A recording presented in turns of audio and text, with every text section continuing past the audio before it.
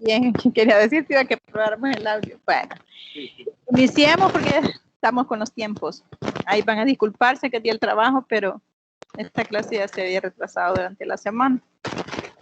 Bien, el tema es hablar sobre lo que son los antipsicóticos y antimaníacos. Estos son fármacos que van a modular muchas de las funciones mentales superiores y por lo tanto son de uso bastante delicado, ¿no? El siguiente. Hay muchas terminologías aquí de especialidad como son la psiquiatría. Así es que iba a ir deteniéndome en algunos términos. Por ejemplo, que las enfermedades mentales es una alteración de los procesos cognitivos y afectivos del desarrollo considerados como anormal con respecto al grupo social de referencia del cual proviene el individuo, porque van a haber algunas situaciones del ámbito de donde cada persona se está educando o donde ha vivido, que para ellos van a ser normal y para otros no, ¿verdad? La siguiente. La psicosis, como tal, la palabra es una palabra médica que la usamos para referir síntomas como delirio, alucinaciones, pensamiento y habla desorganizado, conductas motoras extrañas e inapropiadas que indican pues pérdida del contacto con la realidad.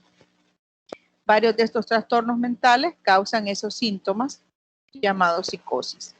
Entonces, desde aquí deben de llevarse ustedes la visión mental de que a qué nos vamos a referir. Estamos hablando entonces de pacientes en los cuales tienen estos síntomas, delirios, alucinaciones, alteración, un habla desorganizada. Cuando tú evalúas el habla y el estado de conciencia de un paciente, tenés que medir que esta concordancia entre la idea y lo que habla, ¿verdad? El siguiente. Cuando usted está fuera de realidad, pensás en psicosis, ¿verdad? Siempre esas enfermedades mentales pueden tener múltiples causales, problemas de relacionamiento, o sea, de interrelación, no solamente con las demás, con su grupo social, sino con sí mismo, puesto que se autolesionan. Hay aislamiento social, hay inactividad, hay abulia, o sea, deja de alimentarse, hay falta de interés, hay comportamientos violentos o intentos suicidas. En cuanto a las causas como tales de las enfermedades mentales, no existe una causa única, a no ser las que sean por algún tipo de intoxicación por metales pesados. Se describe en medicina que la intoxicación por metales pesados, al precipitarse dentro de las células cerebrales, pueden desarrollar enfermedades mentales, como por ejemplo el plomo. Vean, las intoxicaciones por plomo antes eran más frecuentes porque hasta en las pinturas lo usaban como diluyente el plomo y muchas veces se contaminaban y comenzaban con síntomas psicóticos y desarrollaban una enfermedad mental, puesto que esto se iba acumulando en su cerebro. También pues tenemos que esas causas pueden tener múltiples circunstancias que tienen que ver con aspectos biológicos del contexto ambiental, tanto familiar y psicosocial, y psicológico como tal, donde tiene que ver la situación afectiva, la situación cognitiva y la situación emocional. Siguiente. Las enfermedades mentales pueden ser divididas en trastornos neuróticos, psicóticos, trastornos de antisocial o psicopatía, enfermedades mentales psicosomáticas que se manifiestan por trastornos físicos o de ánimo, tales como la hipocondría, ¿verdad? Que el paciente, pues, todo lo que oye decir de una enfermedad considera que ya lo tiene. La psicosis, pues, sus síntomas principales van asociados a una desconexión de la realidad, como pueden ser las alucinaciones, delirios, la grave alteración afectiva y racional ante las circunstancias que tiene que enfrentar en la vida. La siguiente. Estos trastornos suelen tener un factor orgánico, aunque la incidencia del medio social y familiar tiene una gran relevancia en el surgimiento de la enfermedad. Obvio, ¿verdad? Si hay circunstancias que agravan la posibilidad de desarrollar esta enfermedad, pues es más probable que lo tenga. O sea, un paciente que ya tiene una labilidad emocional o afectiva y se coloca en un ambiente social o familiar que fomente aquello, pues inevitablemente que lo va a desarrollar. Se encuentran en esta categoría enfermedades mentales como la esquizofrenia, la psicosis, las paranoias o psicosis paranoicas, los trastornos bipolares, la psicosis maníaco-depresivas. La siguiente. Existe una forma y una literatura para cada cosa. Entre lo que son las enfermedades mentales, existe lo que es el DSM-3, que es un manual estadístico y de diagnóstico de las enfermedades mentales, que es un compendio de consenso que fue dictaminado por la Asociación de Psiquiatría Estadounidense, en el cual nos tipifican las enfermedades mentales, les asignan los criterios diagnósticos de cada una y los van clasificando, y así también nos hablan de los manejos. Deben de conocer que existe. Cuando ya lleven psiquiatría, pues van a afinar mucho más los detalles sobre esto. Ahí hablan ya de clasificaciones mayores como esquizofrenia, tipo paranoides, esquizofrénica. También trastornos esquizofreniformes, esquizoafectivos, delirantes, psicóticos breves, porque a veces hay eventos psicóticos breves que pueden ser a veces desencadenados por un estado de privación de una droga principalmente. Trastorno psicótico compartido, donde se mezclan en otras circunstancias, trastornos psicóticos debido a enfermedades médicas asociadas. Por ejemplo, un paciente que cae en un estado de tirotoxicosis, ¿verdad? O sea, una patología asociada por una alteración de la glándula tiroides, un proceso de uremia, que es cuando el paciente renal no ha podido excretar todos los desechos celulares, se van a su sangre y se van en sangre hasta el cerebro y le inducen una patología también así, psicótica, pero asociada a esta enfermedad. Otras son los trastornos psicóticos inducidos por sustancias o trastornos psicóticos no especificados. Todas estas clasificaciones están en el DSM-3 o DSM-5, se van cambiando estos manuales casi siempre cada 5 años. El siguiente.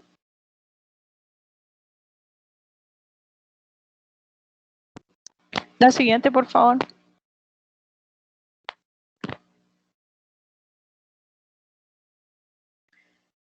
Debemos de tener en cuenta también que existen, en cuestión de terminología para comprender la clase, existen los llamados síntomas positivos y síntomas negativos dentro del punto de vista de cuestiones mentales.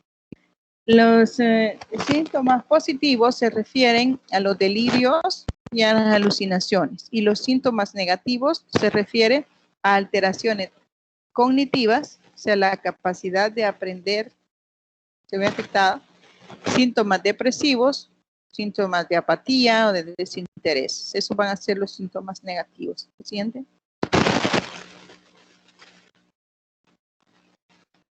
Bien.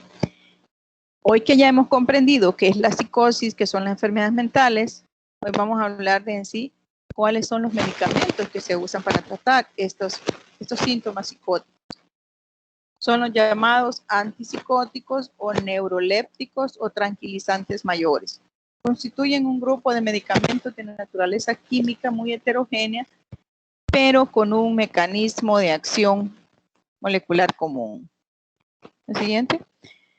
Estos fármacos son bien delicados en su uso porque están bloqueando, modulando funciones mentales superiores. Muchas de estas funciones mentales ni siquiera están completamente investigadas, cómo se forman o producen, cómo es que nuestro cerebro es capaz de inducir pensamientos, predicciones, imágenes en tercera dimensión, cómo es que podemos imaginarlas, diseñarlas, cómo es que nuestra mente es capaz de desarrollar todas esas funciones, ¿verdad? Y entonces estos fármacos actúan fundamentalmente por bloqueo de los receptores dopaminérgicos cerebrales o llamados también receptores sub-2 o D2. Aunque estos antipsicóticos tienen una actividad grande sobre receptores de otro tipo de neurotransmisores, no solo los de sub-2. Ya vamos a explicarlo más adelante también. Dice que se utilizan para el control de los síntomas de la enfermedad psicótica, pero recuerden esto, no son una cura para la enfermedad. Solo pueden ayudar a mejorar la calidad de vida del paciente. Los fármacos antipsicóticos no van a curar la enfermedad, solo van a modular, a regular las condicionantes de los síntomas que está desarrollando el paciente. ¿La siguiente? Por lo tanto, debes saber muy bien qué es lo que estos fármacos van a interferir en el funcionamiento de la persona. Bien, estos fármacos neurolépticos o antipsicóticos se clasifican en neurolépticos típicos, los mismos clásicos o de primera generación. Tenemos que dentro de los de primera generación vamos a mencionar las fenotiazidas. Dentro de estas, la clorpromazina, la flufenacina, la triofluoroperacina y la tioridazina.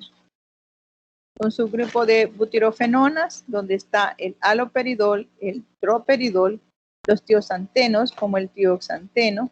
Dentro de todos estos, los más comúnmente utilizados de esta primera generación son la clorpromazina, la flufenacina, la triofluoracina, y de las butirofenonas los más usados son el haloperidol y el droperidol.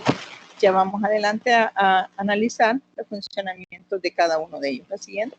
Tenemos el segundo grupo, que son los de segunda generación. Aquí tenemos los que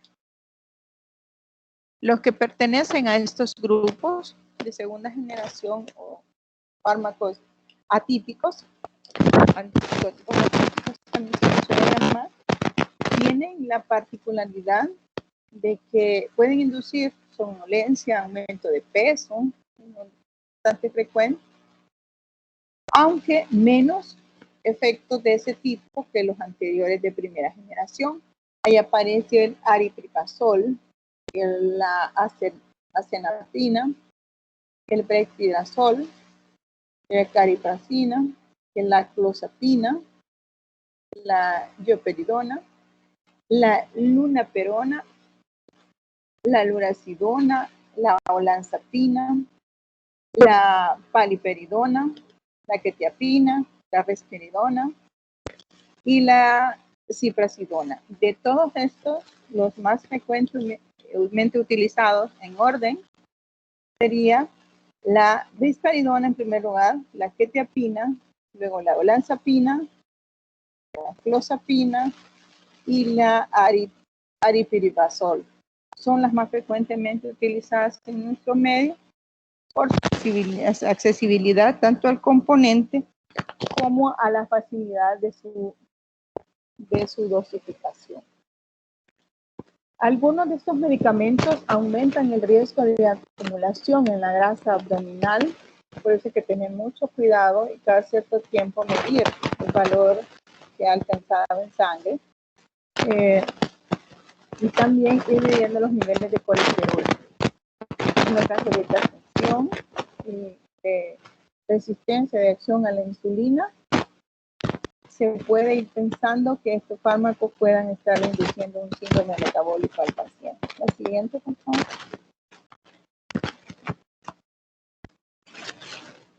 La siguiente. En cuanto a su farmacocinética, vamos a centrarnos en decir que su absorción por vía oral es excelente. Su absorción es completa. Su distribución, gracias a su liposolubilidad, pues tiene la particularidad de penetrar el sistema nervioso central y gran parte de los tejidos corporales. La mayoría se une a proteínas plasmáticas Posee grandes volúmenes de distribución gracias a esta unión a proteínas. Su metabolismo pues sufren el metabolismo de primer paso. Son metabolizados por completo ya dentro de lo que es el hígado. Y la vida media plasmática relativamente es prolongada, lo que le permite regular su dosificación a una vez al día. Su excreción es en pequeñas cantidades de forma inalterada a nivel de entrenamiento. Y la síntesis.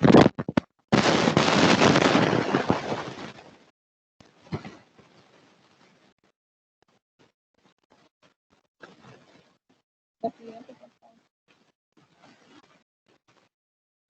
Estos fármacos hay que tomar muy en cuenta porque es importante que sea de dosificación una vez al día, porque imagínense un paciente en una crisis psicótica como es de difícil que se tomen los medicamentos, los rechazan.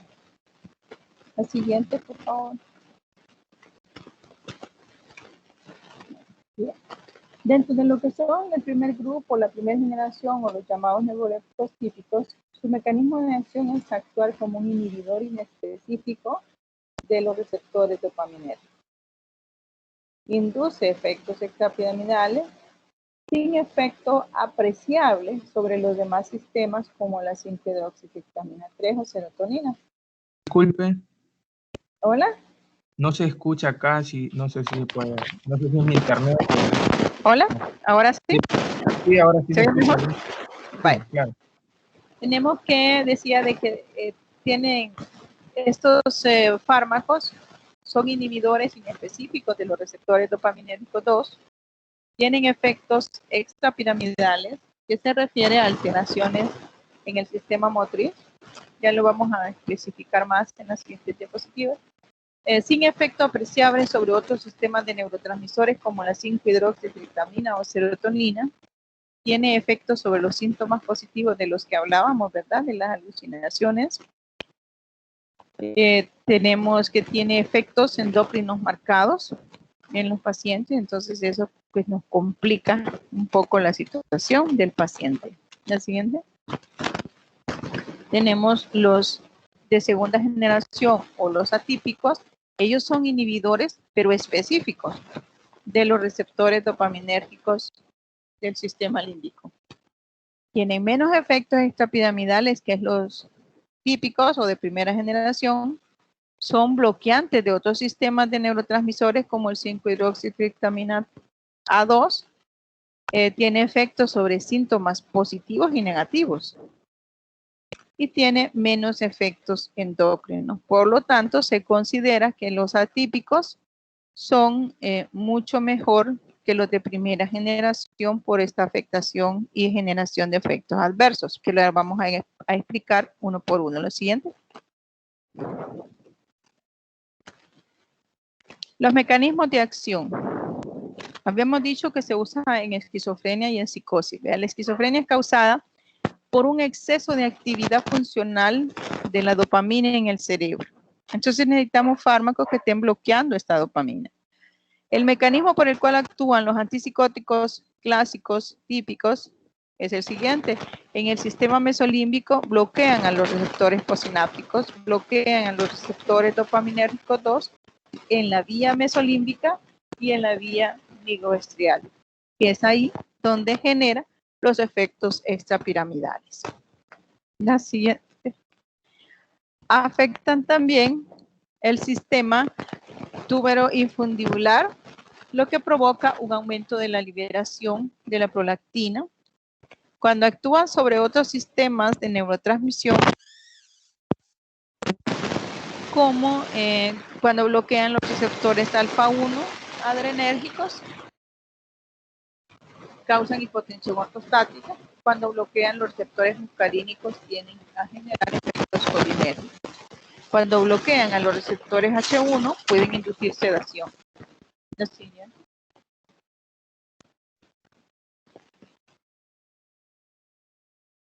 En cambio, los antipsicóticos atípicos, su mecanismo habíamos dicho que es más específico. Son antagonistas de serotonina y de dopamina. tienen más seguridad, mejor margen de seguridad. Los efectos adversos neurológicos son menos graves y menos frecuentes, excepto en el caso de la clozapina, que tiende a tener un efecto bastante delicado, como es la generación de granulocitosis, que es una afectación sanguínea. La siguiente. Ya la vamos a meter cuando hablemos de lo que son efectos adversos, más concretamente. Bien, dentro de este grupo de fármacos, siguiente, tenemos es que dentro de los grupos del primer grupo o de primera generación o de los antipsicóticos típicos están las fenotiacidas, perdón. Dentro de ellas está la clorpromacina, que es de las más usadas de este grupo. Se utiliza generalmente para pacientes que están agresivos, están en la crisis más severa de la psicosis, requieren sedación. Cuando están en ese momento de crisis el paciente, imagínense lo que llega, es aquel cuadro típico del paciente que está fuera de realidad, que patalea, que golpea, que es violento o que se está dañando a sí mismo, que grita, que amenaza, que se amenaza a sí mismo y a su grupo familiar, que habla incoherencias, que tiene alucinaciones visuales, auditivas. Es un paciente que está descontrolado. Entonces usted necesita un fármaco como este para poder calmarlo y entre eso pues generarle una sedación que le permite irlo regulando. Posee una fuerte actividad anticolinérgica. Cuando bloquea los receptores alfa-adrenérgicos le provoca esa sedación, relajación muscular, pero también hipotensión y taquicardia. Entonces tiene que considerar el riesgo-beneficio en ese momento. La siguiente, por ese efecto del fármaco.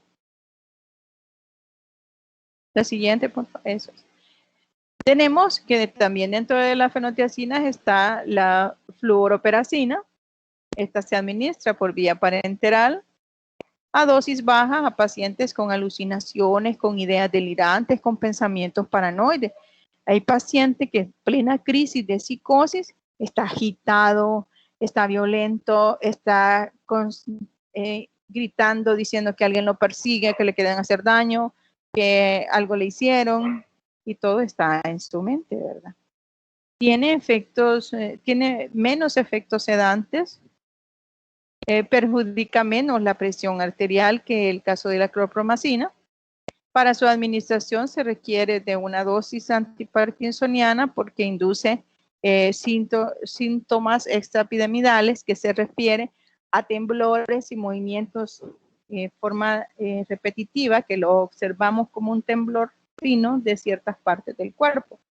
Posee efectos antieméticos y anticolinérgicos. Lo siguiente. La triorodacina es parte de este mismo grupo, bloquea los receptores dopaminérgicos 2 posinápticos piramidales y de la sustancia negra o de la sustancia nígrica a nivel cerebral. Se usa para pacientes con esquizofrenia, con alucinaciones, con delirio. La siguiente. Tenemos el otro grupo de las de primera generación o típicos, que son las butirofenonas. Dentro de estas, la más usada es el haloperidol, es lo que hay a disposición en todas las instituciones de salud pública. Esta genera menos efectos sedantes que la clorpromacina. Se utiliza en pacientes con desórdenes psicóticos y graves problemas del comportamiento, incluso en niños. Sin embargo, cada vez darse lo menos posible por efectos adversos. Es efectivo en manejo de pacientes con autismo infantil o con enfermedades útiles. El mecanismo de acción pues, es que bloquea los receptores dopaminérgicos 2 que están a nivel del área piramidal de la sustancia nígrica del cerebro. Lo siguiente.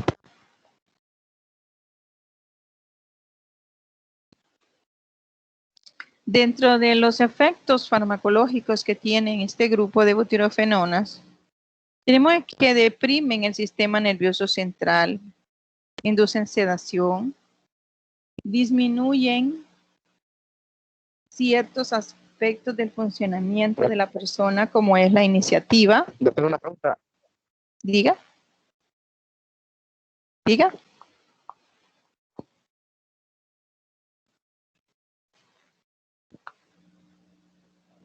Hola. ¿Cuál era su pregunta?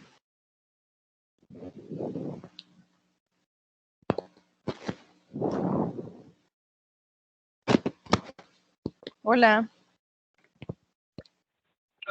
En el caso de una persona que no padezca de ninguna enfermedad de este, Ajá.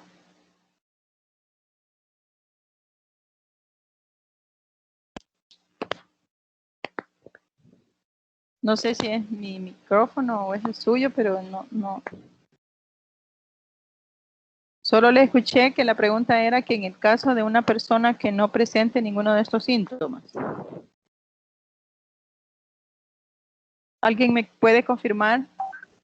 Sí, se le cortó la llamada. Ah, se le cortó al compañero. sí, ¿qué efectos tendría esta persona que no padezca? Si una persona sana los tomara. ¿Sí se oye? Sí, esa es la pregunta.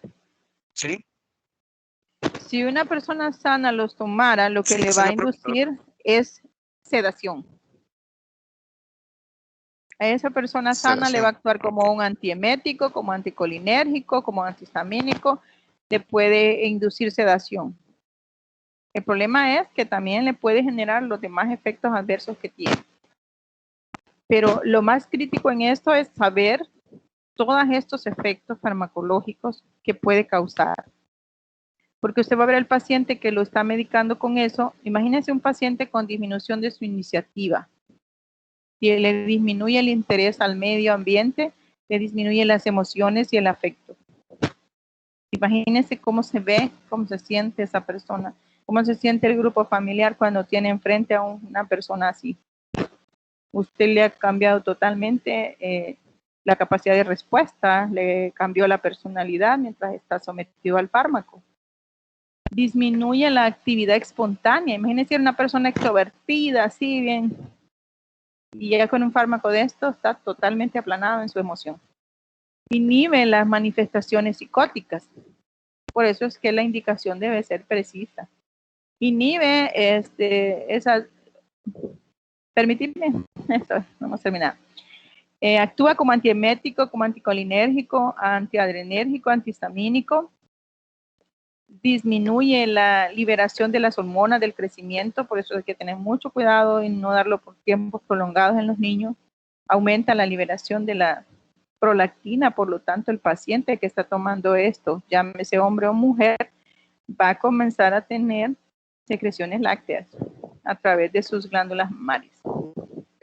El siguiente.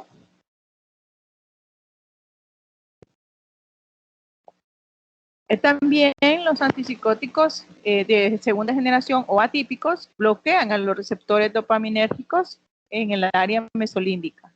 Bloquean los receptores de otros neurotransmisores como la serotonina sub-2, disminuyendo los efectos extrapiramidales y controlando la sintomatología negativa del paciente esquizofrénico. Entre ellos, de los que más se usa, está la clozapina. Esta posee una afinidad baja por el receptor dopaminérgico 2, pero alta afinidad por los receptores dopaminérgicos 1 y 4. La poca afinidad que tiene por el receptor dopaminérgico 2 hace que disminuyan los efectos extrapiramidales. Lo siguiente, y eso nos da un poco de ayuda, alivio al usar estos fármacos. Aquí tenemos los otros dos más frecuentes en uso de los atípicos, que es la olanzapina. El mecanismo pues, es similar a la clozapina. Se une a los receptores alfa-1 dopaminérgicos, a los H1, a los muscarínicos, serotoninérgicos H2 también. Tiene pocos efectos extrapiramidales. Tiende a tener disminución de la hiperprolactinemia, interacciones con otros fármacos y también puede inducir neutropenia. Se utiliza para el tratamiento de los síntomas positivos y negativos de la esquizofrenia.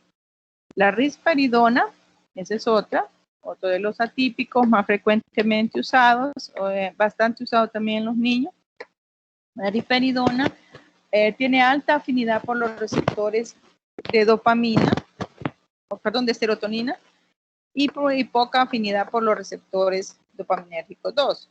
Pocos síntomas negativos de la esquizofrenia son manejados con esto, pero disminuye también la incidencia de síntomas extrapiramidales. La siguiente. Bien, si vamos a comparar los efectos adversos de ambos grupos, tenemos en una columna los típicos y los atípicos.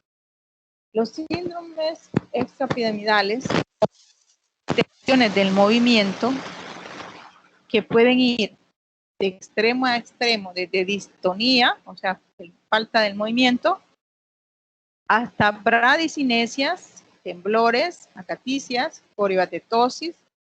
Todas ellas, estas últimas 4 formas de presentación de alteración del movimiento, se refiere a movimientos localizados. La acaticia, por ejemplo, es un temblor repetitivo sobre lo que serían los labios, está llamado también signo del conejo. ¿Han visto que el conejito siempre anda como mordisqueándose?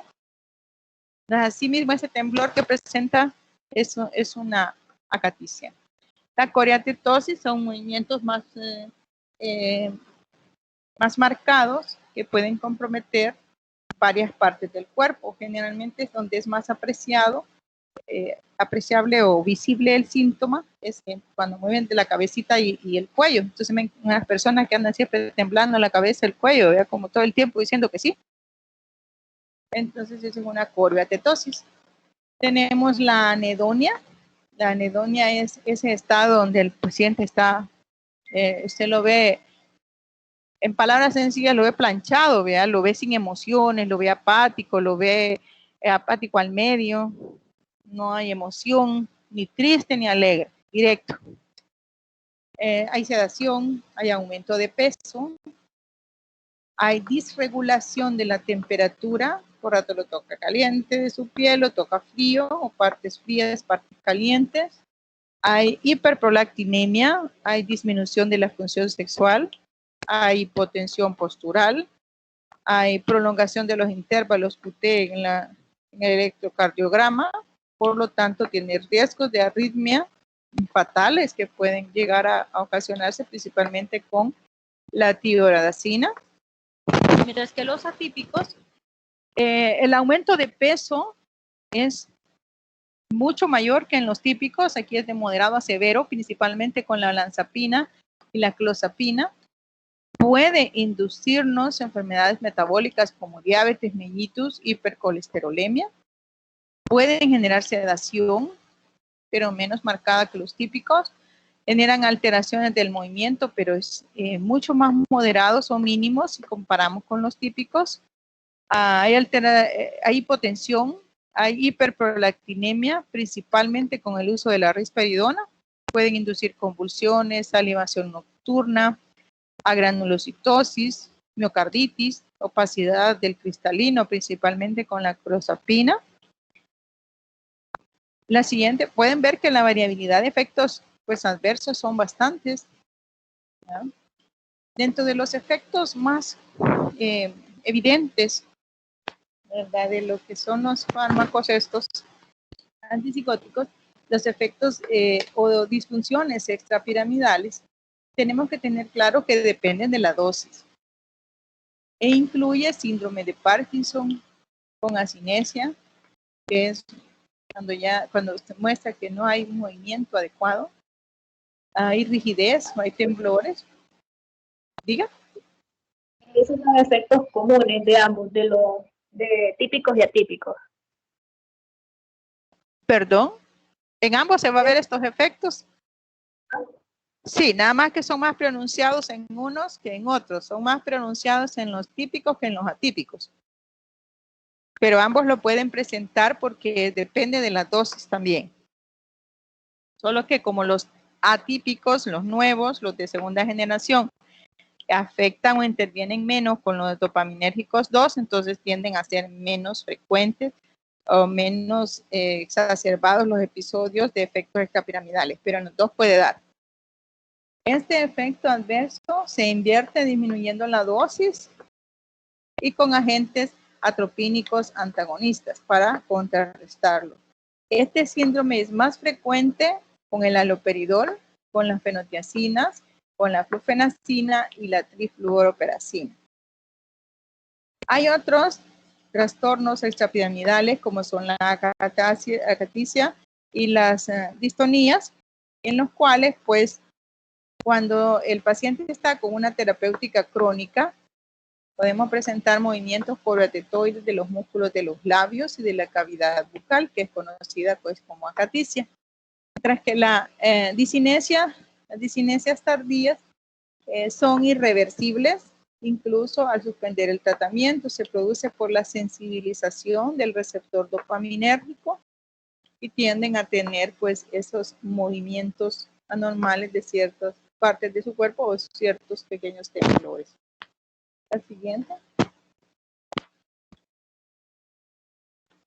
Hay efectos directos sobre el sistema nervioso central, entre ellos el bloqueo de los receptores muscarínicos y adrenérgicos, difíciles de controlar, sobre todo en pacientes ancianos. Los efectos endocrinos y metabólicos van desde aumento de peso, ginecomastia, síndrome de galactorrea, amenorrea y esterilidad. La siguiente. También puede dar síndrome maligno neuroepiléptico que se manifiesta por la presencia de rigidez muscular, diaforesis, sudoración profusa, hiperpirexia e inestabilidad autónoma que amenaza con la vida del paciente. El tratamiento, pues el uso de agonistas, de dopamina y el dantoleno. Puede haber trastornos visuales que van a ser causados por depósitos retiniales, como en el caso de los que induce el uso de la tiroxina. Este fármaco puede producir daño también en la conducción miocárdica. La sobredosis puede llevarnos a hipotensión grave, que puede terminar en un shock y convulsiones. Recuerden que todos estos efectos son más evidentes si la dosis usada es inadecuada. La siguiente. Siempre los antipsicóticos de segunda generación, más recientemente, pues tienen menor probabilidad de causar esas alteraciones motoras. Cada vez van saliendo nuevos y nuevos fármacos porque así como está el mundo con el nivel de estrés y de cambios culturales, sociales o como ustedes le quieran llamar, de modas y de todos los cambios que a través de los años ha ido sufriendo las diferentes sociedades, como que el manejo del estrés está induciendo muchas alteraciones en la persona que a veces lo lleva a presentar síntomas psicóticos. Entonces, cada vez el uso de estos fármacos es más frecuente a todas las edades.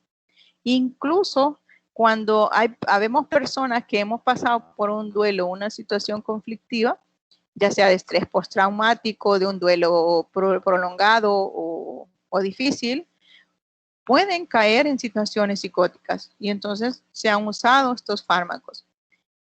Sin embargo, pues ya los nuevos fármacos van intentando que sean menor la probabilidad de desarrollar tanto la rigidez muscular, los movimientos involuntarios, esas disinesias, síndromes malignos, como el que mencionábamos. Se comercializa de varias formas, ya no solo por vía oral, sino hay algunos, como en el caso de forma inyectable, que tienen acción prolongada, como el aripiprazol, la olanzapina y la risperidona. Eso es bien importante en el sentido de que cuando el paciente está en una crisis, jamás va a colaborar a tomarse el medicamento. Entonces, hay que sedarlo, hay que inyectárselo, ¿verdad? Sin embargo, hay varias condicionantes. Uno son los precios de los nuevos antipsicóticos son bastante altos. Algunos ni en el país hay. Cuando hay casos y de gente que puede pagarlo, se mandan a pedir a México usualmente. La clozapina genera inhibición de la médula ósea, inducción de una reducción del número de glóbulos blancos, puede inducir convulsiones, puede ser eficaz en las personas que incluso, no veo bien la pantalla, no sé por qué algo está interfiriendo. Puede inducir convulsiones también en las diferentes personas según cómo metabolicen este fármaco. La siguiente, por favor. Eso es. Estos antipsicóticos de segundo grado, la posibilidad de que produzcan aumento de peso es mayor con la clozapina y la olanzapina que con los nuevos como la aripiprazol, que es uno de los que más se está utilizando. La ciprasidona no ocasiona aumento de peso, pero puede producir anomalías en el electrocardiograma. La aripiprazol, la brexpiprazol, la cariprazina y la ciprasidona son menos propensos a provocar el síndrome metabólico que inducen estos fármacos. Por tanto, cada vez hay más tendencia a utilizar estos últimos 4. El problema son los precios, son algo caros. La lumateperona ofrece pues un riesgo menor de efectos secundarios motores y catabólicos, pero está contraindicado en personas mayores con psicosis relacionada ya con situaciones de la demencia, ¿vea? Porque la misma degeneración celular pues le ha inducido ya el problema. Bien, la segunda parte de la clase es hablar de fármacos antimaníacos o estabilizadores del estado de ánimo. Lo normal es que cuando enfrentamos una situación, una circunstancia estresante, frustrante o emocionante, ¿verdad? O placentera, nuestra reacción ante aquel evento ya estaría establecido. Que si mi situación es complicada, pues, o deprimente, pues así va a ser mi estado de ánimo, o bien que si la situación es de alegría, pues seguir en ese sentido. Pero a veces tenemos pacientes que caen en una situación donde su actividad expresiva ante aquello es todo lo contrario a lo esperado. Entonces muchas veces ellos tienen problemas en manejar su estado de ánimo. Al siguiente, entonces hay fármacos que son capaces de estabilizar esto. Lo siguiente, y es ahí donde caen todos estos fármacos. Cuando caen en esas circunstancias, entonces entramos en los llamados trastornos bipolares.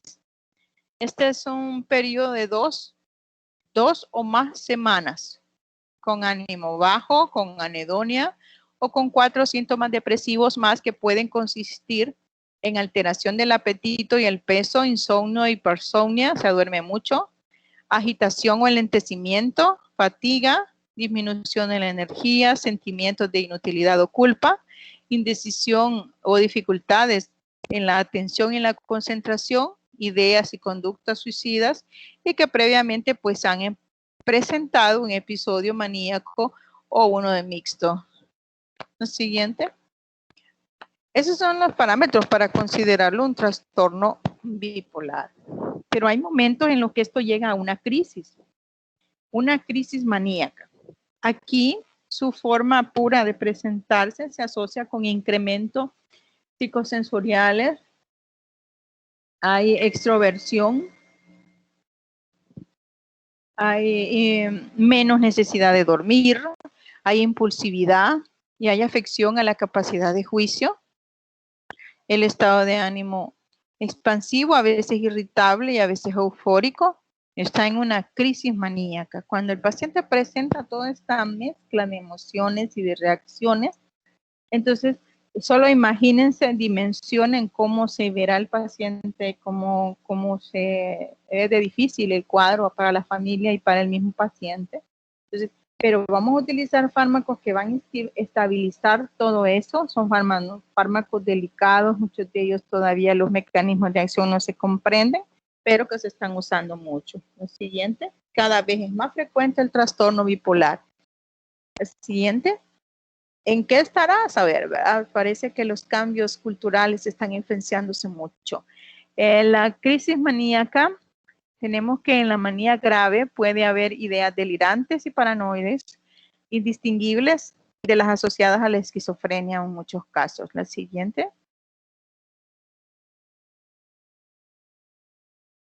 En cuanto a la epidemiología, decirles que en nuestro país no hay investigación epidemiológica. Este dato está tomado de la encuesta nacional de epidemiología psiquiátrica en México, que es la que más se aproxima a lo que es América. Se encontró que la prevalencia del trastorno bipolar tipo 1 a lo largo de la vida en el país es de 1.3 a 0.2%. En el último año ha sido de 0.9. Y en el último mes de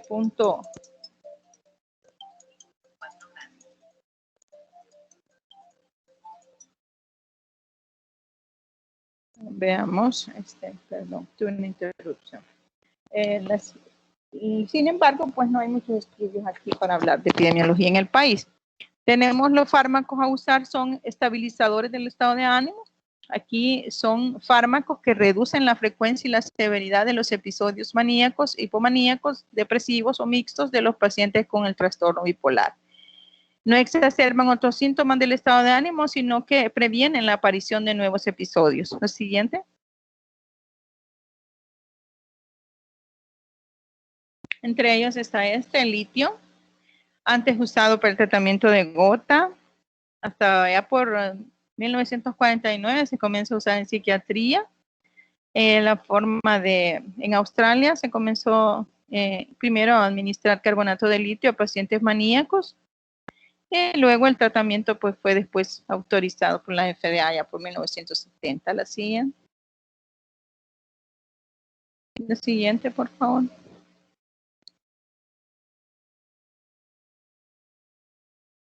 Hola. Ya la paso, doctora. Lo que pasa es que me quedo trabado, pero ahorita. Bueno, si hay preguntas.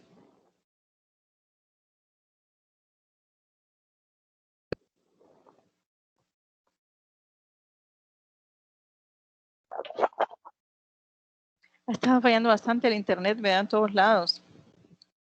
Sí, ya voy a ver qué me pasó. 38.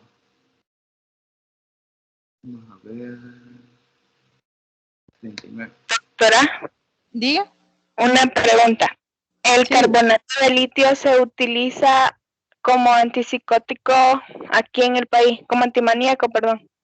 Sí, pero es realmente más indicación directa de lo que son los psiquiatras.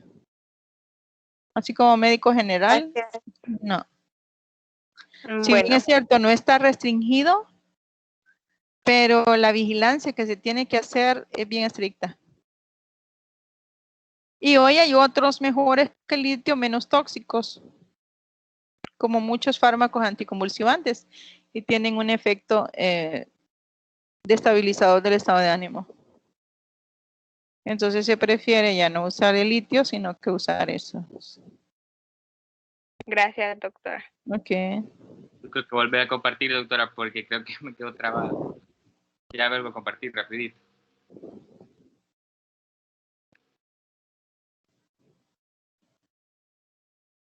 Bueno, ahí está. Bueno, dice que en la implicación del metabolismo. Bueno, sí vean. Bueno, su implicación en el metabolismo de las aminas sobre lo que es la fisiopatología, el trastorno de las emociones, es generar una inhibición de la noradrenalina, dopamina, aumento de las descargas de serotonina, sobre todo a nivel de hipocampo, aumento de la recaptación de catecolaminas a nivel presináptico, inhibición de las mismas. O sea, todo lo que están haciendo estos fármacos es modular, si ustedes se centran en las ideas, están modulando los neurotransmisores, ¿verdad? Y cómo estos actúan y generándonos las emociones. Ahí es donde hacen los bloqueos estos fármacos. Muchos de ellos ni los mecanismos realmente se han logrado conocer realmente como tales. ¿La siguiente? Ese. No pasa de ahí. No sé qué le pasó. Bueno. Si gustan, bueno, voy a hacer un pequeño resumen de lo que, digamos, las 5 diapositivas que continúan y después las revisan. ya les dejo ahí la presentación porque yo tengo que reincorporarme al turno. Estoy de turno, pero era necesario que termináramos este tema. No es mucho lo que hay de aquí para allá, sino que es hablar de 3 medicamentos que se están usando en, en la estabilización del estado de ánimo. Uno, pues, es el carbonato de litio, el otro es la carbamazepina, el ácido valproico. Estos fármacos, si bien es cierto, los han conocido como fármacos anticonvulsivantes, pero también tienen efectos sobre lo que sería la modulación del estado de ánimo de la persona. Hay muchos estudios en los cuales se evidencia cómo estos fármacos tienen una mejor actividad sobre la modulación del estado de ánimo. Ya me cargó, doctora. Ah, ok. La siguiente entonces, que después de eso íbamos. Ahorita. Bien, su absorción y distribución se absorbe con facilidad en tubo digestivo, en un plazo aproximado de 8 horas, se distribuye todo el líquido intersticial, luego pasa a los tejidos, el 50% pasa a la barrera hematoencefálica y el 95% se elimina pues, por la orina. La siguiente. Su administración debe de regularse muy bien la dosis, se administra usualmente dosis de 600 a 1200 miligramos de carbonato de litio diariamente, siempre iniciando con dosis baja y se va aumentando según la vigilancia de la concentración plasmática, que esta debe ser un promedio de 0.8 miligramos, perdón, miliequivalentes por litro. Esto de la concentración plasmática es la vigilancia que se hace. Se toma en sangre cuánto es lo que el paciente maneja, porque tú le das una dosis, pero hay mecanismos muy internos, muy particulares de cada persona, si lo metaboliza rápido, lo metaboliza lenta, y esas son las concentraciones que deja ir al plasma, o sea, su biodisponibilidad. Entonces, se miden los valores en sangre, usualmente deben andar ahí, más o menos 2, 0.8 mil equivalentes por litro. Y condicionando, si con esa dosis mantiene esos niveles, pues a esa dosis lo mantenemos. Esas son las presentaciones y el nombre comercial, Lithium, 50 comprimidos de 300, o el Carbolid, que son de 300 miligramos por tableta. La siguiente. Reacciones tóxicas, pues la intoxicación aguda se puede provocar la sintomatología de vómito, diarrea, temblor burdo, poliuria, polidipsia, aumento de peso, ataxia o convulsiones, y la intoxicación severa causar convulsión mental, hiperreflexia, disartria, convulsiones, signos neurológicos de pares craneales y focales que pueden verse afectados, puede progresar hasta el coma y muerte. La siguiente, por todos esos efectos adversos, cada vez hay menor tendencia a usar el carbonato de litio. La siguiente.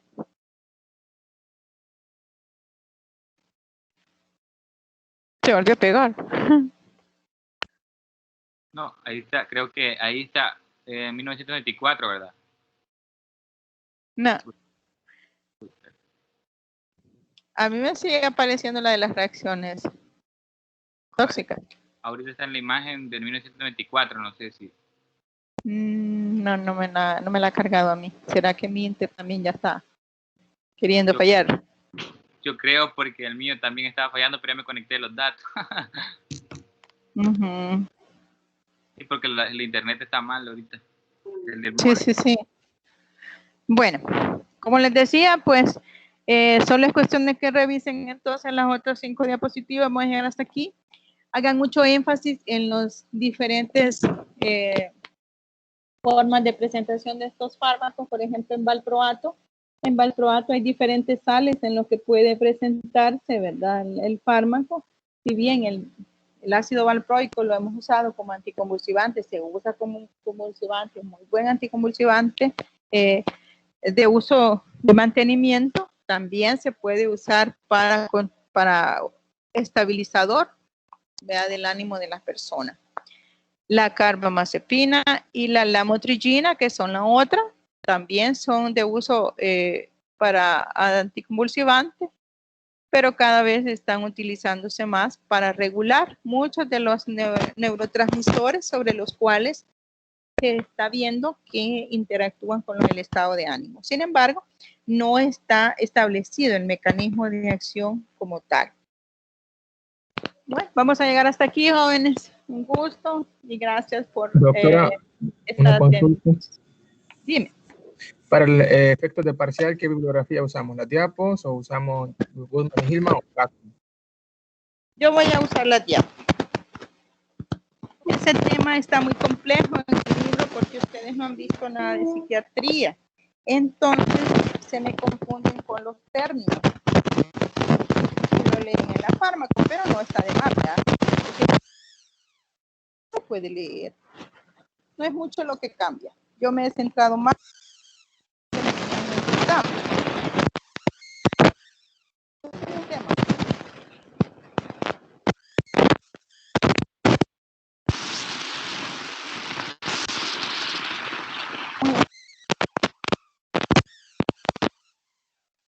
Feliz tarde. Feliz tarde. Feliz tarde, Feliz tarde. doctora. Okay.